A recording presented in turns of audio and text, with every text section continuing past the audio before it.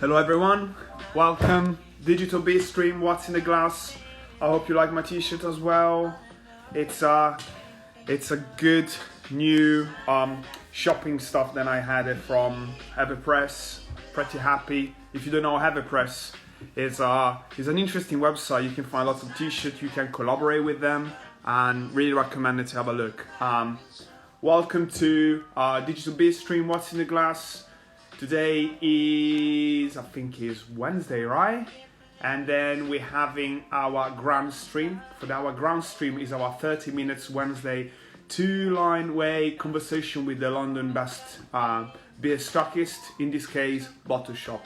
And this is our 5th week, and we managed to cover interesting style of beer.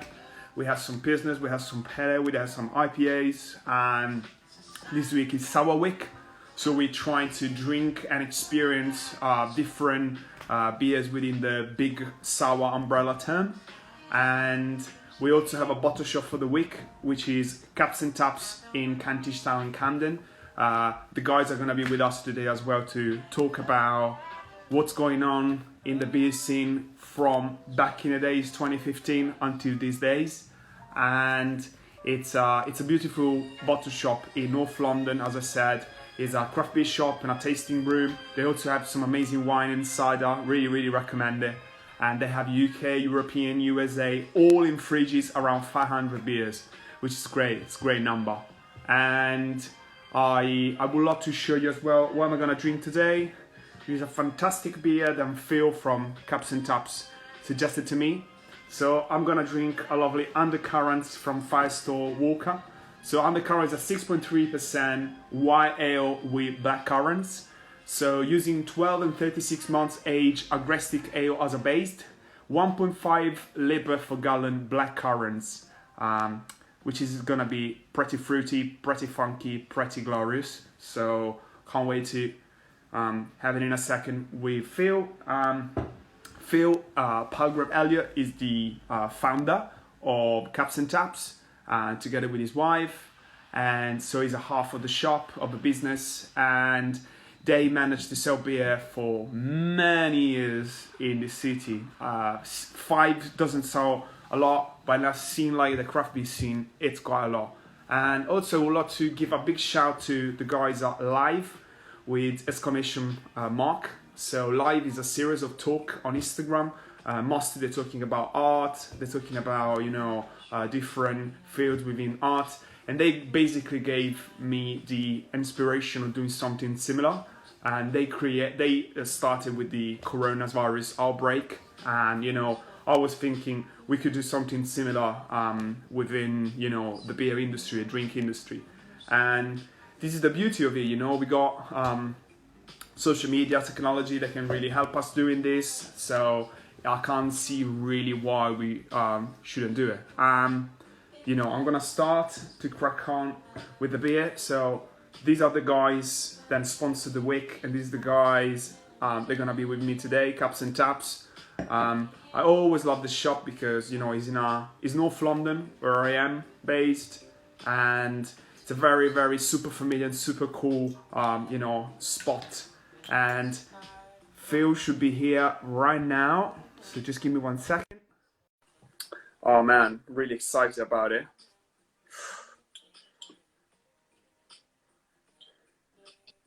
Hello mate. Oh yeah. Oh, that's lovely. I wouldn't expect to see some trees behind you. This is fantastic.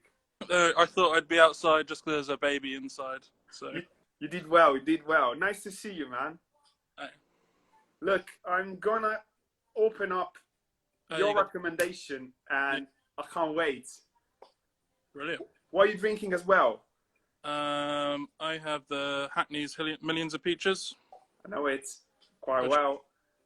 I'm sure lots of people know it. It's excellent, and it was in the fridge. I don't usually keep my Firestone Walkers in the fridge all the time because otherwise they would be drunk already. I took it off an hour 45 minutes ago because I really wanted to get the right temperature. And oh wow, man, I love the fact that the fruitiness is really there, and I'm I was expecting probably like, I don't know, like more funk, but it's actually more fruity, which is very jammy in my Oh, mind. yeah, super jammy. Oh, wow. Okay. Well, first of all, welcome to Digital B Stream. Great to have you here. And I'm aware you are kind of a legend. Everyone in the industry in London knows you, which is great because you've been around. You always spread, good love for good beer, and you always been genuine as a craft beer seller, which is a great merit for the city. And I have many friends and many people told me then they start to drink some stuff because you and your recommendation, guys, which is fantastic, and definitely in North London. And first of all, how are you? Are you busy these days? Yeah, I spent this morning packing up boxes to post all over the country, and then this afternoon in a little electric car driving around dropping off beer around North London. So yeah, we're doing all right. We're keeping ourselves busy. Which is great. Yeah. Is that? But yeah, no, it's an interesting time at the moment.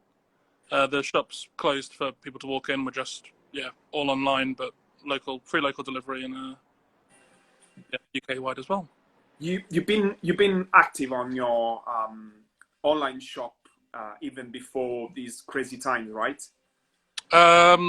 Yeah, I think so we opened in 2015. We didn't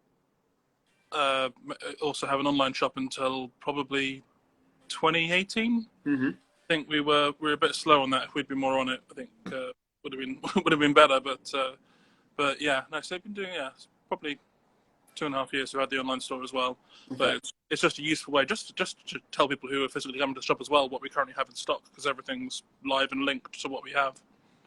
Yeah, the fact that you also been you two at the shop, it let me think as well that you really like the interaction with your customers, your regulars. So having a online shop, could help, but at the same time, it's not the same, right? It's something I'm very much missing at the moment, is having proper communication, chatting to people, talking to customers, saying like, oh, you like this, you should try this, or going like, oh, should we share this can now? Whilst I tell you what's new in and what's happening, and what I've been enjoying and what I think they might enjoy as well. For sure. And that is something you do not get in online transactions. It's something I'm very much missing. It's I miss people. I know, same, man. Look at me. I mean, I had to start to do something because otherwise I was going mad.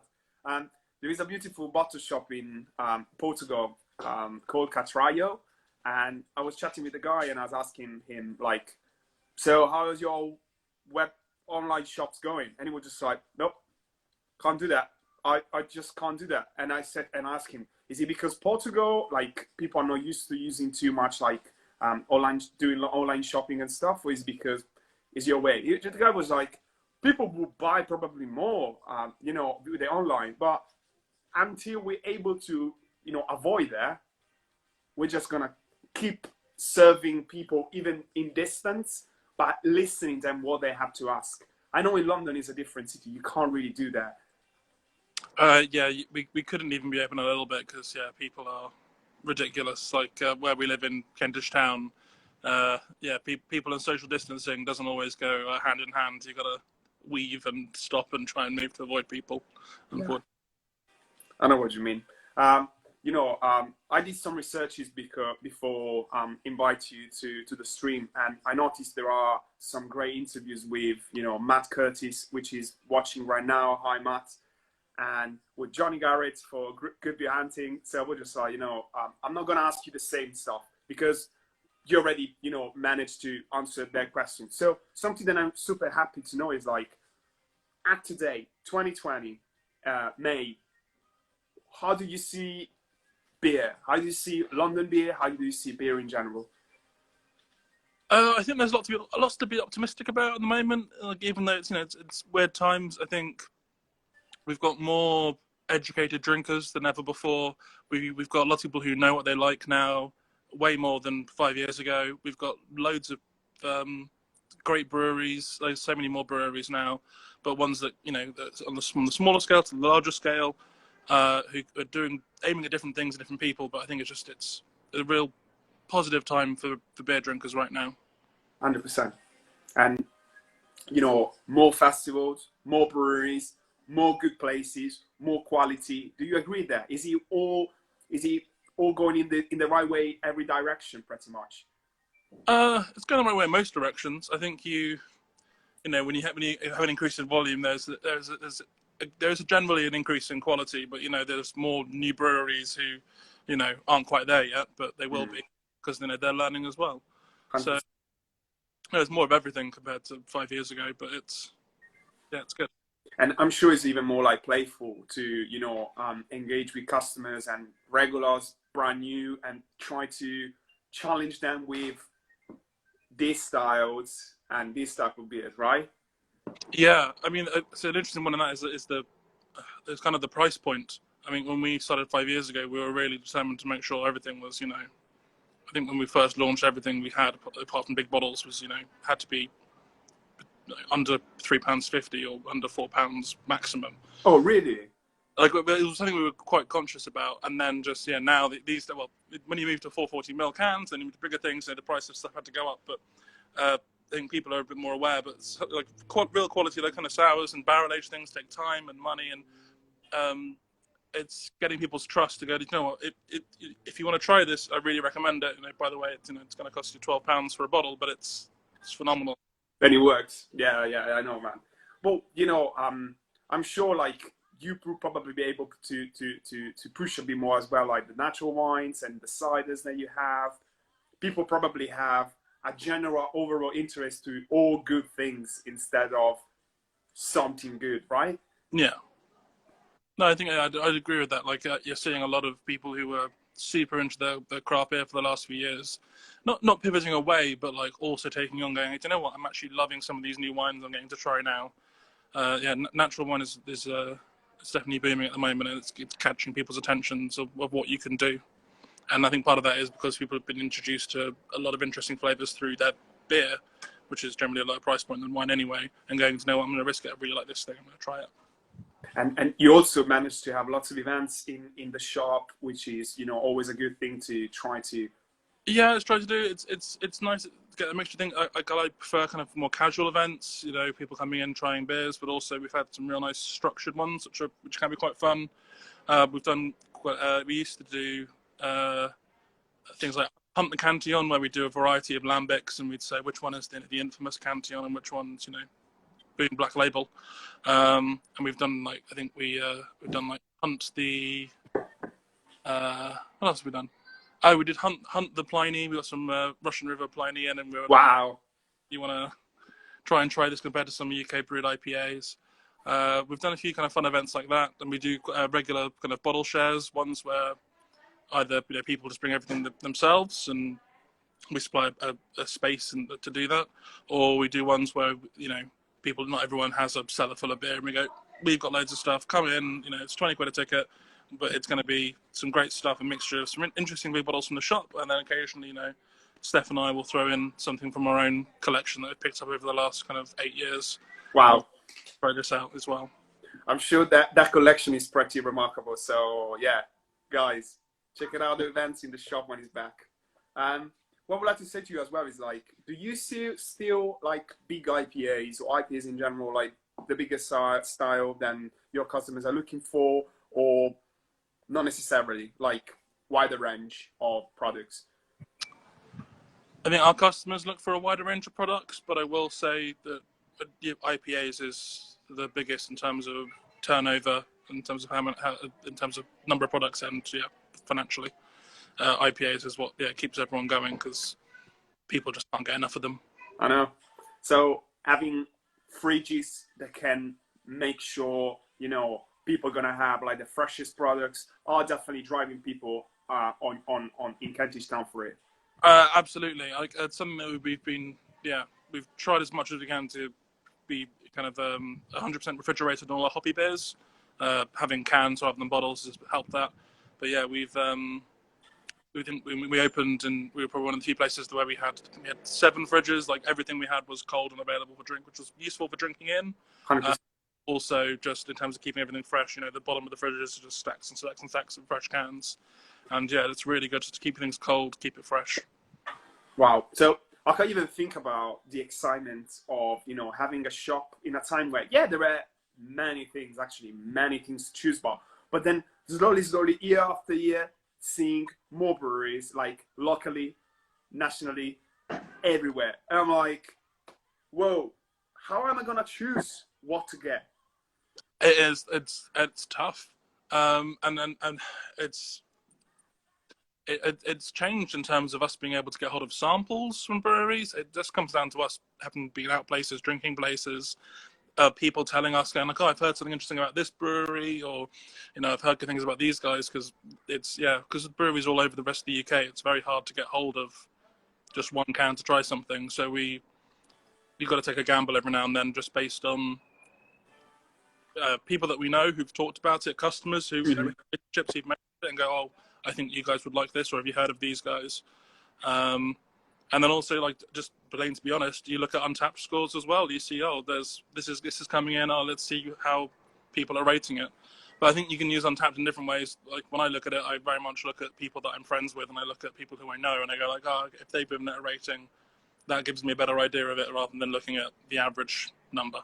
Right. And of course, It's an unfortunate tool that you do kind of have to use, because it's a tool that people the end consumer will use to make their decisions. So we have people who come into their shops, they have Untapped up, they're going to be checking everything to see what's good, and it does affect sales. And it helps.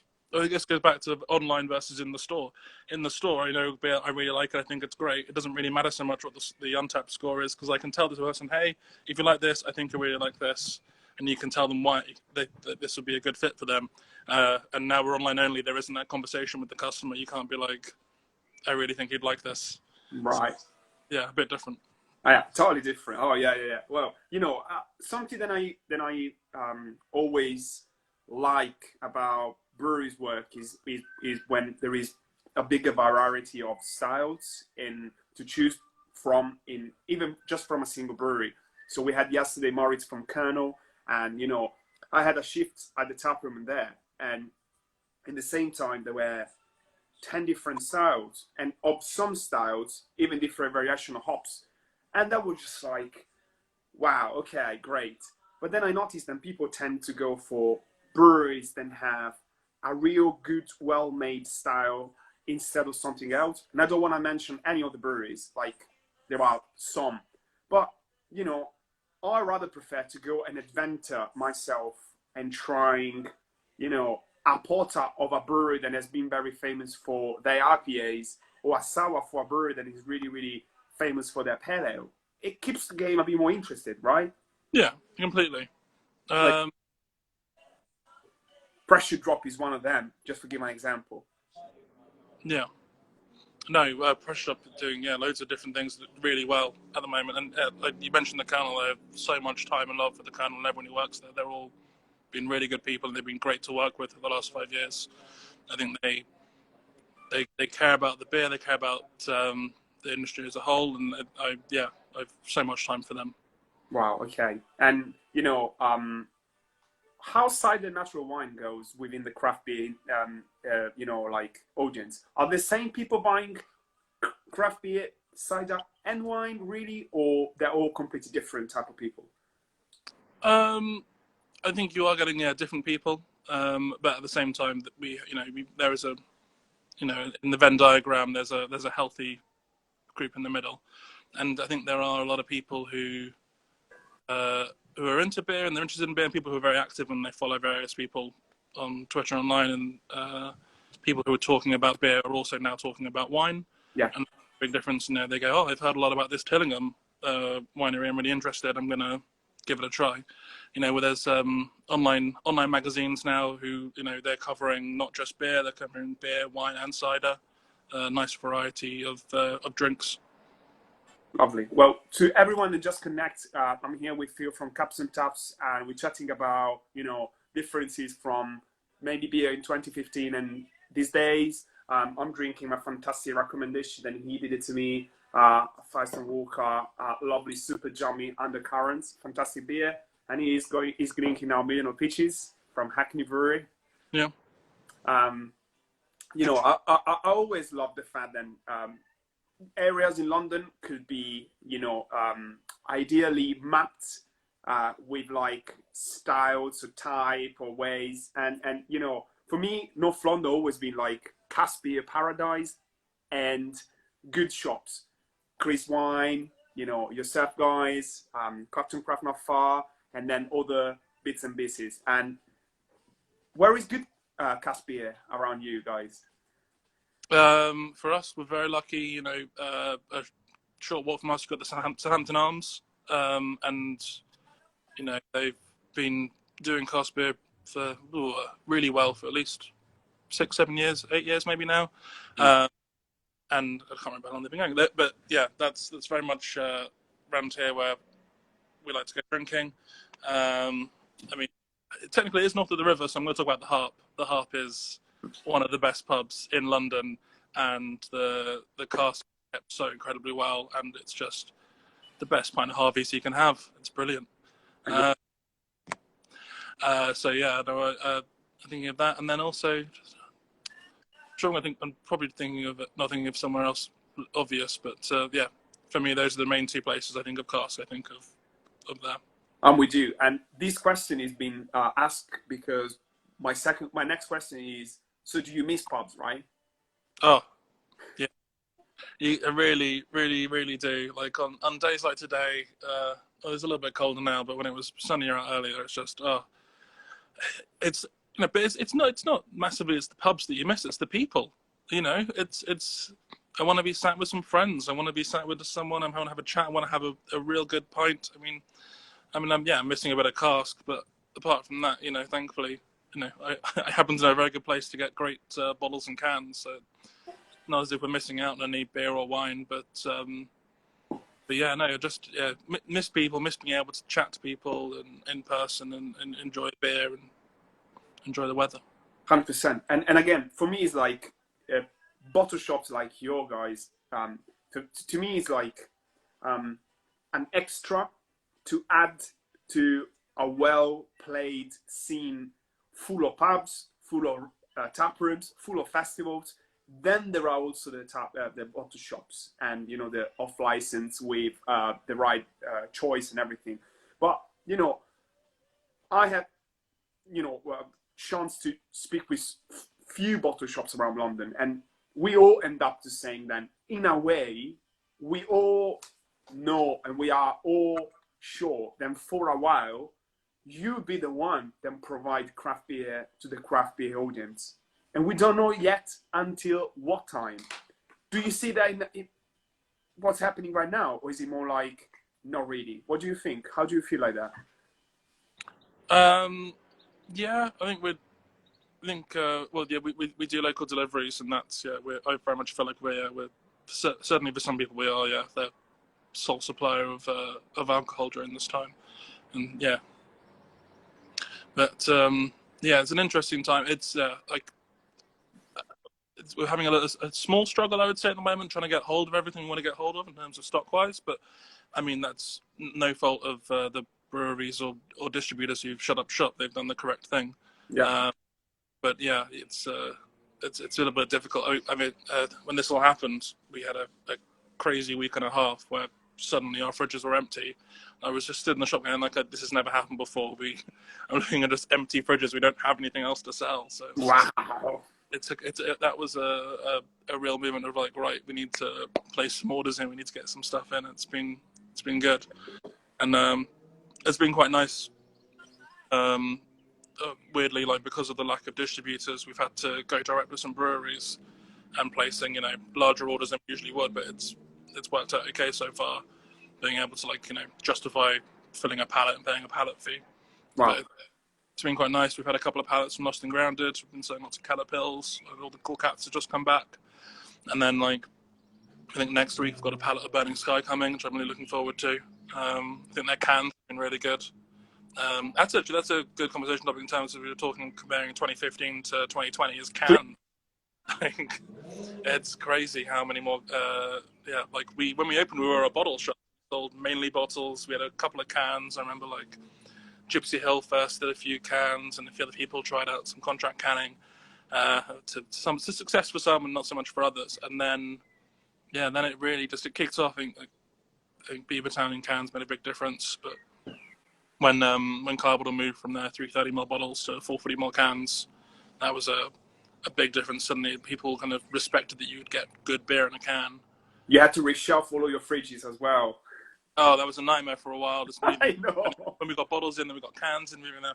I mean, these days it's very much cans. Yeah, we could call ourselves bottle shops, but we're can shops. Wow. I mean, would you change the name in can shop, or doesn't really sound nice? It does. It doesn't roll off the tongue as well, does it? We still got bottles. I mean, we sell plenty of wine, and we're selling, you know, like we specialize in the kind of, well, this is sour week. Like we sell loads of Lambic. Yeah. We've got a huge selection of like Drapontainen and a bit of Cantillon and Bone and Hanson's and Tilcan, and yeah, no, just listing breweries now. Blended. But yeah, no. Interesting. Like, I wouldn't. Did you expect, like, back in the days, then, you know, the craft beer audience was going to grow this much into like almost like incredible numbers that, you know, no one would expect? Maybe, I don't know. I think we definitely saw it growing, and we saw it growing super fast. You saw it in terms of some of the bigger breweries back then. You see how far Camden and Beavertown have grown now. Everyone knows it. Everyone knows them. You know, it becomes something that, you know, your parents and grandparents might mention to you. Go like, oh, I've had this beer from these people, because it's got that far into people trying new things. Yeah, it's definitely grown. I have. Question was that? I have lots of respect for independent bottle shop, especially because, you know, competition is tough, and just thinking supermarkets. That's all I'm thinking right now, really, and it's insane. The supermarket price points are competitive. They often sell it for, you know, just a little bit over cost. I think there's a interesting discussion to be had in terms of the price of beer and margins and everything else, because you're seeing some very competitive prices from supermarkets and from breweries directly at the moment as well. That's almost like become the new competition. Is we've spent the last few years talking about introducing all our customers to various new breweries, and now people are going directly to those breweries.